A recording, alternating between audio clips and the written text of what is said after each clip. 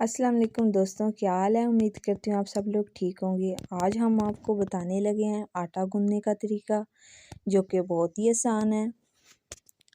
तकरीबन हर एक को इसका तरीका मालूम होगा ही, लेकिन ये स्पेशल उन लड़कियों के लिए वीडियो है जिनको मालूम नहीं है और अचानक से उन्हें इस चीज़ का सामना करना पड़ता है, आटा गूंदना पड़ता है और उनको तरीका नहीं पता। वो हमारे यूट्यूब चैनल से इसको देखकर सीख सकते हैं। अगर जिनको आटा गूंदना आता है बहुत ही अच्छी बात है, जिनको नहीं आता फिर वो यहाँ से देखकर सीख सकते हैं। अगर आप लोगों को मेरी वीडियो अच्छी लगी हो तो प्लीज़ मुझे कमेंट में ज़रूर बताइएगा और ढेर सारी दुआओं में हमें याद रखिएगा।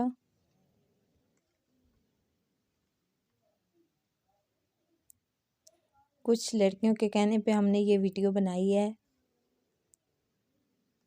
उन्होंने कहा है कि सब ने दूसरी वीडियो तो अपलोड की हैं, लेकिन आटा गूंदने की वीडियो किसी ने नहीं अपलोड की, इसलिए हमने उनके कहने पे ये वीडियो बनाई है। अगर आप लोगों ने मेरे यूट्यूब चैनल को सब्सक्राइब किया है तो अच्छी बात है, अगर नहीं किया तो कर दें। अल्लाह हाफिज़।